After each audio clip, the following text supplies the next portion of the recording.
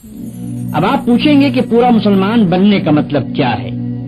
آئیے میں آپ کو بتاؤں کہ سچا مسلمان کسے کہتے ہیں اور ایمان کے معنی کیا ہیں۔ آپ کو معلوم ہے کہ انسان ایک کلمہ پڑھ کر مسلمان بنتا ہے، اور وہ کلمہ بھی کچھ بہت زیادہ لمبا چوڑا نہیں ہے، صرف چند لفظ ہیں۔ لا الہ الا اللہ محمد الرسول اللہ، اللہ کے سوا کوئی خدا نہیں، محمد اللہ کے رسول ہیں۔ ان الفاظ کو زبان سے ادا کرتے ہی آدمی کچھ سے کچھ ہو جاتا ہے۔ پہلے کافر تھا، اب مسلمان ہو گیا۔ پہلے ناپاک تھا، اب پاک ہو گیا۔ پہلے خدا کے غضب کا مستحق تھا، اب اس کا پیارا ہو گیا۔ پہلے دوزخ میں جانے والا تھا، اب جنت کا دروازہ اس کے لیے کھل گیا۔ اور بات صرف اتنے ہی پر نہیں رہتی، یہ کلمہ ایسی چیز ہے جو غیروں کو ایک دوسرے سے ملا دیتی ہے اور اپنوں کو ایک دوسرے سے کاٹ دیتی ہے۔ باپ اگر کلمہ پڑھنے والا ہے اور بیٹا اس سے انکار کرتا ہے تو گویا باپ باپ نہ رہا اور بیٹا بیٹا نہ رہا۔ باپ کی جائیداد سے اس بیٹے کو ورثہ نہ ملے گا۔ گویا اس کلمے کا زور اتنا ہے کہ خون اور رحم کے رشتے بھی اس کے مقابلے میں کچھ نہیں ہیں۔ اب ذرا اس بات پر غور کرو کہ یہ اتنا بڑا فرق جو آدمی اور آدمی میں ہو جاتا ہے، یہ آخر کیوں ہوتا ہے؟ کلمے میں ہے کیا؟ صرف چند حرف ہی تو ہیں، لام، الف، ہے، میم، واو، سین اور ایسے ہی دو چار حروف اور۔ ان حرفوں کو ملا کر اگر منہ سے نکال دیا تو کیا کوئی جادو ہو جاتا ہے کہ آدمی کی کایا پلٹ جائے؟ آدمی اور آدمی میں کیا بس اتنی سی بات سے زمین و آسمان کا فرق ہو سکتا ہے؟ میرے بھائیو، تم ذرا سمجھ سے کام لوگے تو تمہاری عقل خود کہہ دے گی کہ فقط منہ کھولنے اور زبان ہلا کر چند حرف بول دینے کی اتنی بڑی تاثیر نہیں ہو سکتی۔ بت پرست مشرک تو ضرور یہ کہہ سکتے ہیں کہ بس ایک منتر پڑھ دینے سے پہاڑ ہل جائے گا، زمین شق ہو جائے گی اور چشمے ابلنے لگیں گے، چاہے منتر کے معنی کی کسی کو خبر نہ ہو۔ مگر اسلام میں یہ بات نہیں ہے۔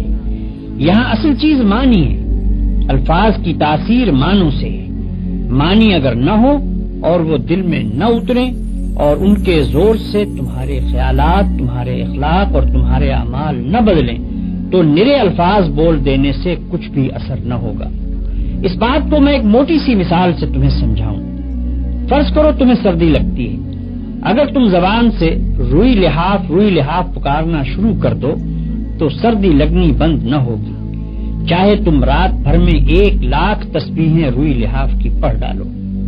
ہاں، اگر لحاف میں روئی بھروا کر اوڑھ لوگے تو سردی لگنی بند ہو جائے گی۔ فرض کرو کہ تمہیں پیاس لگ رہی ہے، اگر تم صبح سے شام تک پانی پانی پکارتے رہو تو پیاس نہ بجھے گی۔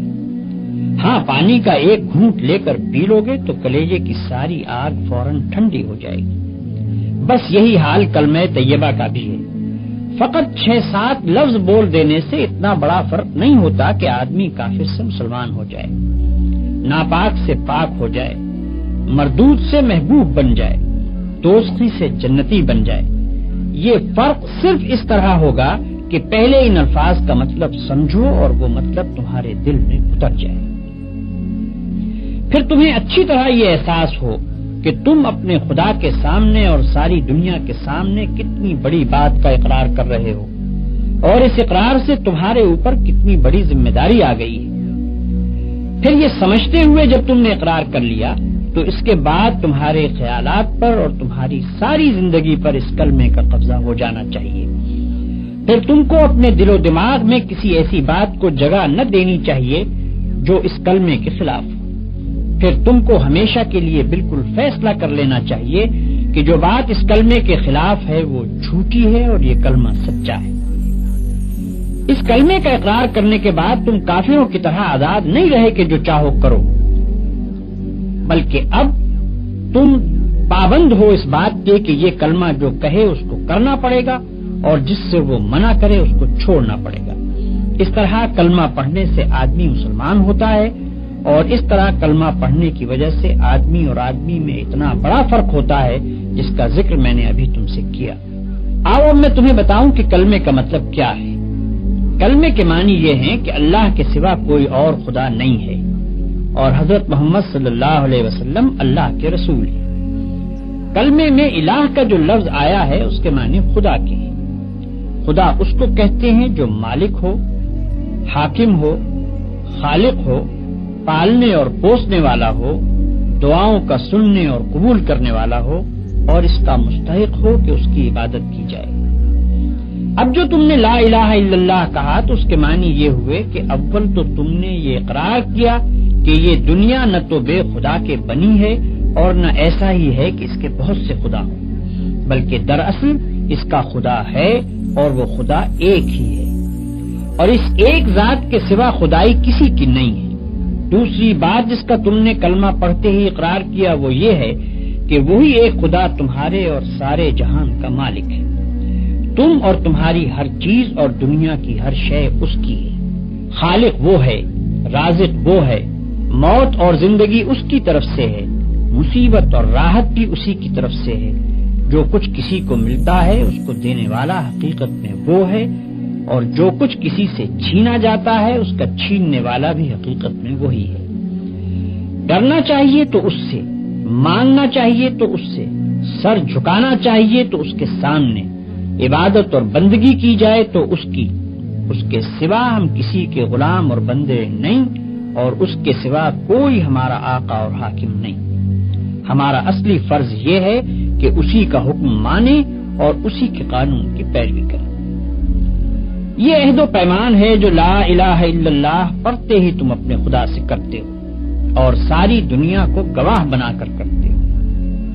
اس کی خلاف ورزی کرو گے تو تمہاری زبان، تمہارے ہاتھ پاؤں، تمہارا رونگٹا رونگٹا اور زمین اور آسمان کا ایک ایک ذرہ جس کے سامنے تم نے جھوٹا اقرار کیا تمہارے خلاف خدا کی عدالت میں گواہی دے گا، اور تم ایسی بے بسی کے عالم میں وہاں کھڑے ہوگے کہ ایک بھی گواہ تم کو صفائی پیش کرنے کے لیے نہ ملے گا۔ دنیا کی پولیس سے تم اپنا جرم چھپا سکتے ہو، خدا کی پولیس سے نہیں چھپا سکتے۔ دنیا کی پولیس رشوت کھا سکتی ہے، خدا کی پولیس رشوت کھانے والی نہیں۔ دنیا کے گواہ جھوٹ بول سکتے ہیں، خدا کے گواہ بالکل سچے ہیں۔ دنیا کے حاکم بے انصافی کر سکتے ہیں، خدا ایسا حاکم نہیں جو بے انصافی کرے۔ پھر خدا جس جیل میں ڈالے گا اس سے بچ کر بھاگنے کی بھی کوئی صورت نہیں ہے۔ خدا کے ساتھ جھوٹا اقرار نامہ کرنا بہت بڑی بے وقوفی بلکہ سب سے بڑی بے وقوفی ہے۔ جب اقرار کرتے ہو تو خوب سوچ سمجھ کر کرو اور اس کو پورا کرو، ورنہ تم پر کوئی زبردستی نہیں ہے کہ خواہ مخواہ زبانی ہی اقرار کر لو، کیونکہ خالی خولی زبانی اقرار محض بیکار ہے۔ لا الہ الا اللہ کہنے کے بعد تم محمد رسول اللہ کہتے ہو، اس کے معنی یہ ہے کہ تم نے یہ تسلیم کر لیا کہ محمد صلی اللہ علیہ وسلم ہی وہ پیغمبر ہیں جن کے ذریعے سے خدا نے اپنا قانون تمہارے پاس بھیجا ہے۔ خدا کو اپنا آقا اور شہنشاہ مان لینے کے بعد یہ معلوم ہونا ضروری تھا کہ اس شہنشاہ کے احکام کیا ہیں۔ ہم کون سے کام کریں جن سے وہ خوش ہوتا ہے اور کون سے کام نہ کریں جن سے وہ ناراض ہوتا ہے، کس قانون پر چلنے سے وہ ہم کو بخشے گا اور اس کی خلاف ورزی کرنے پر وہ ہم کو سزا دے گا۔ یہ سب باتیں بتانے کے لیے خدا نے محمد صلی اللہ علیہ وسلم کو اپنا پیغامبر مقرر کیا۔ آپ صلی اللہ علیہ وسلم کے ذریعے سے اپنی کتاب ہمارے پاس بھیجی اور آپ نے خدا کے حکم کے مطابق زندگی بسر کر کے ہم کو بتا دیا کہ مسلمانوں کو اس طرح زندگی بسر کرنی چاہیے۔ پس جب تم نے محمد رسول اللہ کہا تو گویا اقرار کر لیا کہ جو قانون اور جو طریقہ حضور صلی اللہ علیہ وسلم نے بتایا ہے تم اسی کی پیروی کرو گے، اور جو قانون اس کے خلاف ہے اس پر لعنت بھیجو گے۔ یہ اقرار کرنے کے بعد اگر تم نے حضور صلی اللہ علیہ وسلم کے لائے ہوئے قانون کو چھوڑ دیا اور دنیا کے قانون کو مانتے رہے تو تم سے بڑھ کر جھوٹا اور بے ایمان کوئی نہ ہوگا، کیونکہ تم یہی اقرار کر کے تو اسلام میں داخل ہوئے تھے کہ محمد صلی اللہ علیہ وسلم کا لایا ہوا قانون حق ہے اور اسی کی تم پیروی کرو گے۔ اسی اقرار کی بدولت تو تم مسلمانوں کے بھائی بنے، اسی کی بدولت تم نے باپ سے ورثہ پایا، اسی کی بدولت ایک مسلمان عورت سے تمہارا نکاح ہوا، اسی کی بدولت تمہاری اولاد تمہاری جائز اولاد بنی۔ اور اگر ان سب کے باوجود تم نے اپنا اقرار توڑ دیا تو اس سے بڑھ کر دنیا میں کون سی بے ایمانی ہو سکتی ہے؟ اگر تم لا الہ الا اللہ محمد الرسول اللہ کے معنی جانتے ہو اور جان بوجھ کر اس کا اقرار کرتے ہو تو تم کو ہر حال میں خدا کے قانون کی پیروی کرنی چاہیے، خواہ اس کی پیروی پر مجبور کرنے والی کوئی پولیس اور عدالت اس دنیا میں نظر نہ آتی۔ جو شخص یہ سمجھتا ہے کہ خدا کی پولیس اور فوج اور عدالت اور جیل کہیں موجود نہیں ہے، اس لیے اس کے قانون کو توڑنا آسان ہے، اور گورنمنٹ کی پولیس، فوج، عدالت اور جیل موجود ہے، اس لیے اس کے قانون کو توڑنا مشکل ہے، ایسے شخص کے متعلق میں صاف کہتا ہوں کہ وہ لا الہ الا اللہ محمد الرسول اللہ کا جھوٹا اقرار کرتا ہے، اپنے خدا کو، ساری دنیا کو، تمام مسلمانوں کو اور خود اپنے نفس کو دھوکہ دیتا ہے۔